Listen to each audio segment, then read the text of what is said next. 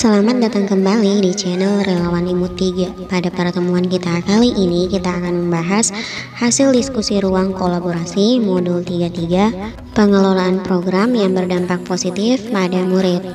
Nah, hasil diskusi kami yaitu kelompok 2 sudah dipresentasikan dan mendapat tanggapan penguatan dari fasilitator dan rekan-rekan CGP yang lain.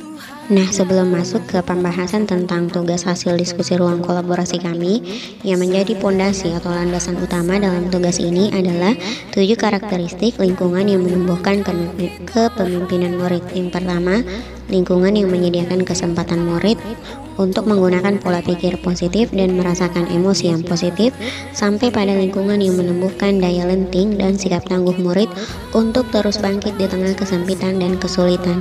Dan yang kelompok kami pilih adalah yang ketiga, lingkungan yang melatih keterampilan yang dibutuhkan murid dalam proses pencapaian tujuan akademik maupun non-akademiknya. Pertanyaan pemantik yang dijawab dalam tugas modul ini adalah yang pertama apa? Di sini kita diminta menuliskan judul dan tujuan dari gerakan yang dipilih, dan gerakan yang kami pilih adalah Palang Merah Remaja Beriman dan Berprestasi. Tujuannya mewujudkan lingkungan yang melatih keterampilan yang dibutuhkan murid dalam proses pencapaian tujuan akademik maupun non-akademiknya. Pertanyaan pemantik kedua, bagaimana? Di sini kita memberikan penjelasan tentang bagaimana program kegiatan ini akan dijalankan ke depannya. Kegiatan PMR ini akan dilakukan setelah pulang sekolah karena termasuk dalam kegiatan ekstrakurikuler. Program ini adalah program terjadwal di mana setiap hari Jumat, setiap peserta didik di kelas 10 sampai kelas 12 akan secara rutin mengadakan latihan bersama di sekolah dengan agenda latihan per pekan atau setiap Jumat meliputi literasi Al-Quran Surah Al-Kahfi, makan bersama, melakukan diskusi kelompok dan presentasi materi PMR, dan melakukan game. Nah, berikut ini kami tampilkan dokumentasi dari agenda latihan Palang Merah Remaja setiap Jumat atau setiap pekan. Saat ini kami sudah masuk ke pertemuan ke-11 dan diupayakan setiap pertemuannya sesuai dengan yang sudah kami jadwalkan, mulai dari literasi sampai bermain game. Selanjutnya, agenda latihan per triwulan meliputi pembimbingan materi lomba dan latihan, kemudian mengikuti lomba akademik dan non-akademik, mengikuti donor darah sukarela, dan donasi kemanusiaan untuk korban bencana. Sedangkan agenda per semester atau per tahunnya mempersiapkan berkas untuk pendaftaran beasiswa KIP kuliah dan persiapan untuk bebas tes masuk kampus seperti SNPTN dan lain-lain, kemudian bimbingan persiapan masuk kampus, penamatan dan rekreasi di akhir tahun. Nah, berikut ini kami tampilkan dokumentasi saat anggota PMR melakukan donor darah sukarela, saat mereka menyerahkan donasi kemanusiaan untuk korban kebakaran, dan dokumentasi saat penyerahan piagam penghargaan kepada anggota PMR yang berprestasi. Di sini juga kita bisa lihat dokumentasi saat anggota PMR melakukan penamatan dan perpisahan di 4 kota sekaligus, dan kota terakhir yang kami kunjungi adalah di Jakarta Pusat. Kemudian di slide ini juga ditampilkan beberapa anggota PMR yang alhamdulillah lulus di perguruan tinggi dan kandidat penerima beasiswa KIP kuliah. Pertanyaan pemantik selanjutnya, mengapa? Nah, di sini kita menjelaskan alasan mengapa kelompok kami memilih program Palang Merah Remaja Berprestasi dan Beriman. Di sini kami membuat target jangka pendek dan jangka panjang. Untuk target jangka pendeknya, kami sebisa mungkin mempersiapkan peserta didik agar bisa meraih beasiswa KIP kuliah dan lulus jalur bebas tes masuk kampus seperti SNPTN.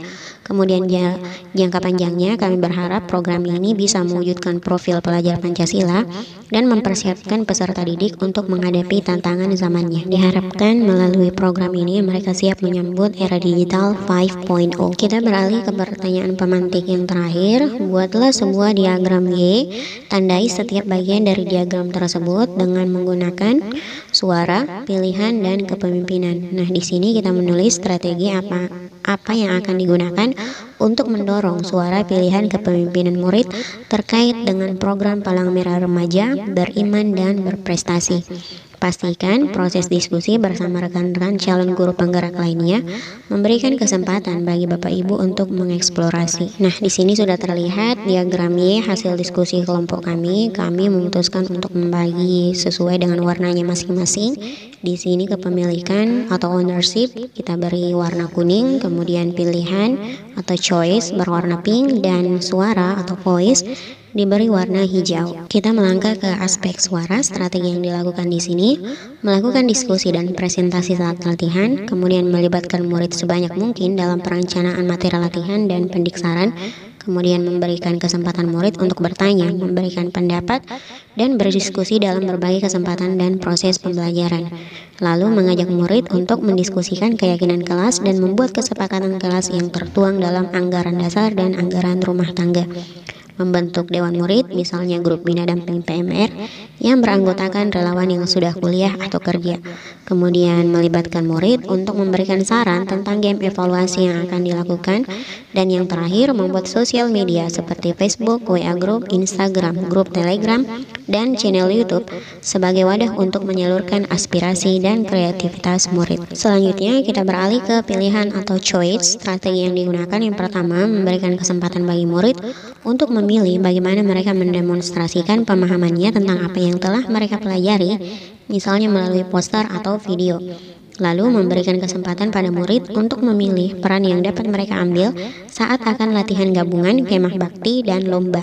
Kemudian memberikan murid kesempatan untuk memilih kelompok saat akan membentuk tim piket regu penolong, tim memasak, serta untuk setiap latihan hari Jumat dan tim lomba. Kemudian menggunakan musyawarah untuk mengambil keputusan atau jika memang diperlukan voting untuk memprioritaskan langkah, tindakan, atau aktivitas berikutnya, misalnya saat pemilihan pengurus inti Palang Merah Remaja. Dan yang terakhir, memberikan kesempatan pada murid untuk menggali sumber-sumber belajar sesuai minat mereka. Misalnya, belajar dari para bina damping, bekerja sama dengan pihak luar seperti Dinas Pemadam Kebakaran dan UTD RSUD Anwar Makatutu Bantai. Dan yang terakhir, strategi yang kami lakukan untuk menumbuhkan kepemilikan atau ownership. Yang pertama, merespon dan menindaklanjuti masukan dan umpan balik dari murid. Yang kedua, memposting ide siswa di sosial media, misalnya di Facebook, Instagram, dan YouTube, dengan seizin murid sebagai bagian dari menghargai dan menghormati kepemilikan murid. Kemudian, memberi kesempatan murid membawa sumber-sumber pembelajaran yang mungkin mereka miliki dan meminta mereka berbagi. Misalnya saat belajar perilaku hidup bersih dan sehat, meminta mereka menggambar denah rumahnya sendiri, lalu menggambar rumah impiannya di masa depan. Nah, itulah pembahasan kita tentang hasil diskusi ruang kolaborasi modul 33, pengelolaan program yang berdampak positif pada murid. Semoga menginspirasi. Salam guru penggerak. Guru bergerak, Indonesia maju. Sampai jumpa di pertemuan selanjutnya.